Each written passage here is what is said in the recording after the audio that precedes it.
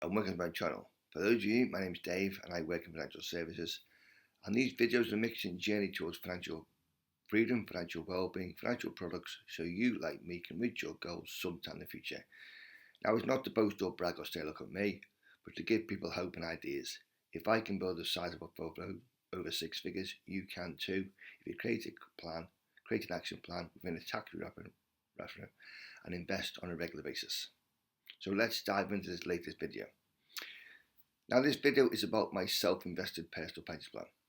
Now, I do have a workplace auto enrollment scheme for my employment, but it's a basic scheme.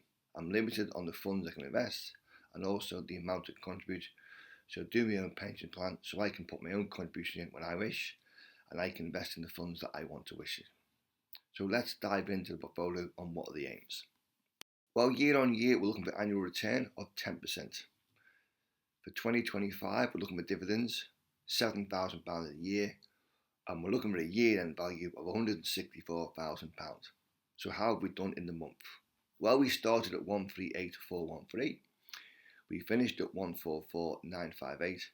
So a profit in the month of just over £6,500. Year to date, 5.21%. A very good start to the year. Look at the following graphic: contributions in the month. We put £250 in on the first of each month by standard audit, and the government will give us tax relief the following month of £62.50 as a basic rate taxpayer.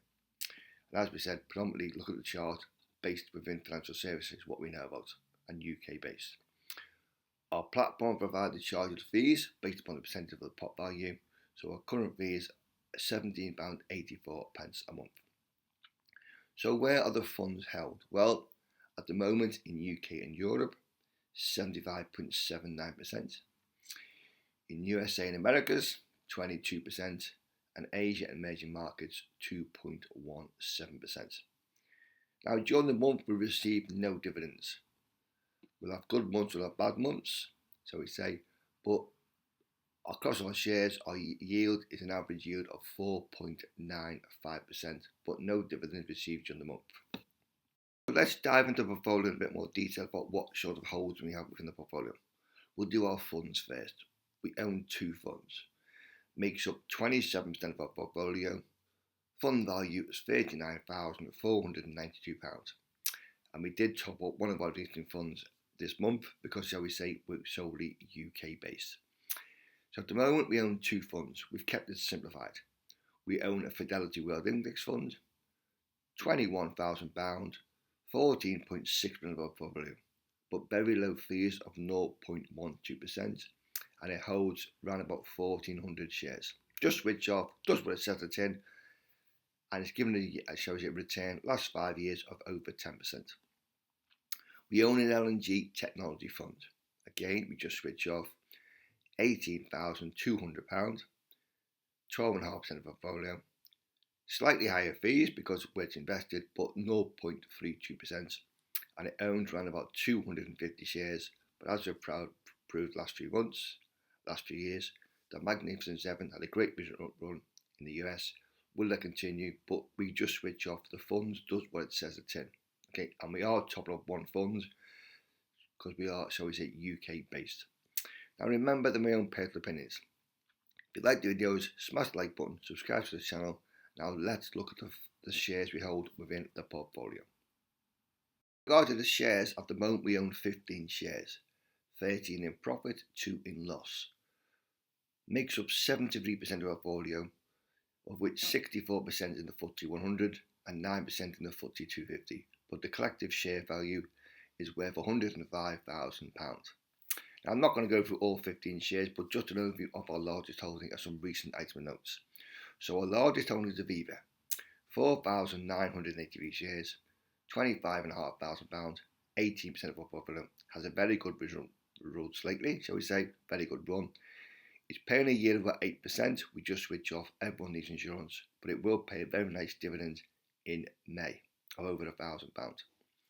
We own Lloyds the Banking Group, nearly 37,000 shares, £23,000, 16% of the portfolio.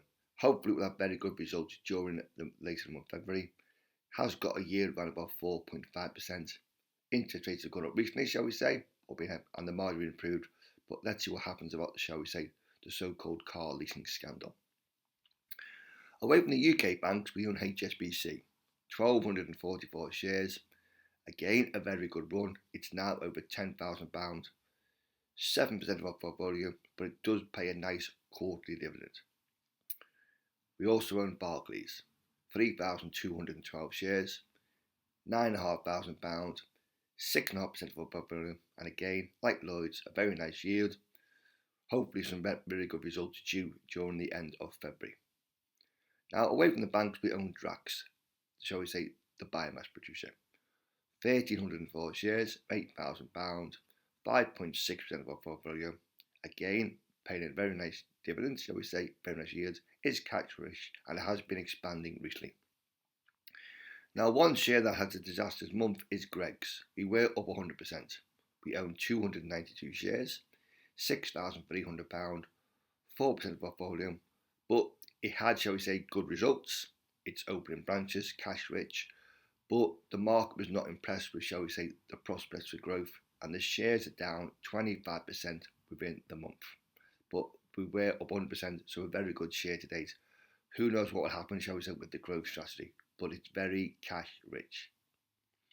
We own L&G, 2,248 shares, £5,500, nearly 4% of our portfolio, and like Aviva, everyone needs insurance, just switch off. It's got great, shall we say, investments within the pensions and insurance market, and a yield around about 9%. We own Sainsbury's, 1,308 shares, £3,000, 2.3% of our money. Will it be affected, shall we say, by minimum living wage being increases? What about the national insurance contributions?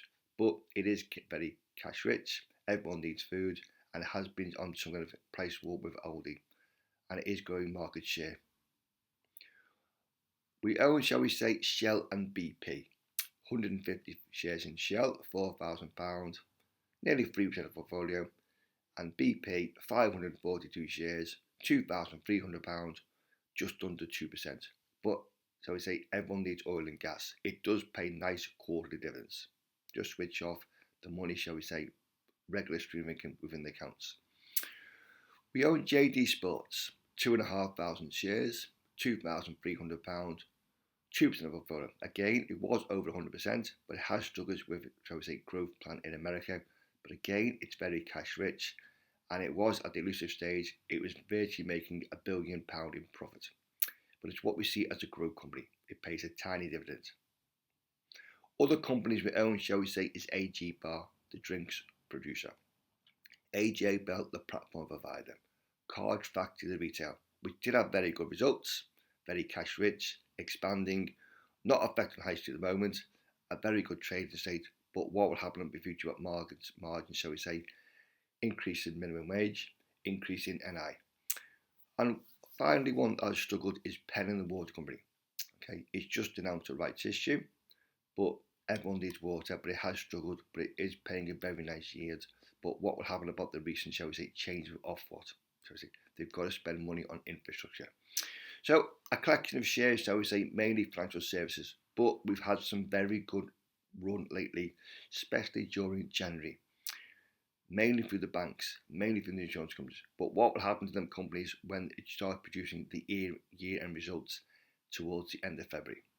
Remember, they're my own personal opinions, but it just goes to show, if I can build a portfolio of six figures, you can too, within a tax-free investment wrapper, and invest on a regular basis, and remember to invest all dividends back within the portfolio. It's not a get-rich-quick scheme, but you will get there in the end. If you like the videos, smash the like button, subscribe to the channel, and we'll see you again in the next video.